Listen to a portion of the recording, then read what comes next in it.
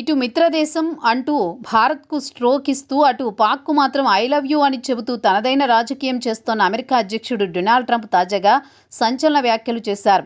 పాకిస్తాన్తో వాణిజ్య ఒప్పందం కుదిరినట్లు ప్రకటించిన అమెరికా అధ్యక్షుడు ఈ సందర్భంగా భవిష్యత్తులో భారత్కు పాకిస్తాన్ చమురు విక్రయించవచ్చని వ్యాఖ్యానించారు.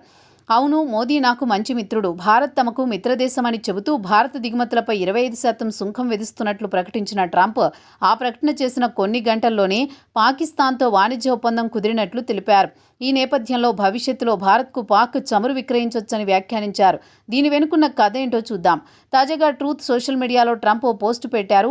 ఇందులో భాగంగా అమెరికా, పాకిస్తాన్ మధ్య ఒక వాణిజ్య ఒప్పందం కుదిరిందని తెలిపారు. ఈ ఒప్పందం ప్రకారం ఇరు దేశాలు చమురు నిల్వలను పెంచుకోవడంలో కలిసి పనిచేస్తాయని, దీనికోసం ఒక మంచి చమురు కంపెనీని ఎంచుకునే ప్రక్రియలో ఉన్నామని తెలిపారు. ఈ నేపథ్యంలో ఈ ఒప్పందం కారణంగా భవిష్యత్తులో భారత్కు పాక్ చమురు విక్రయించవచ్చని వ్యాఖ్యానించారు. దీంతో ఈ విషయం తీవ్ర చర్చనీయాంశంగా మారింది. ఈ నేపథ్యంలో భారత్ విషయంలో ట్రంప్ ఆలోచన ఏమిటి అనే చర్చ తెరపైకొచ్చింది.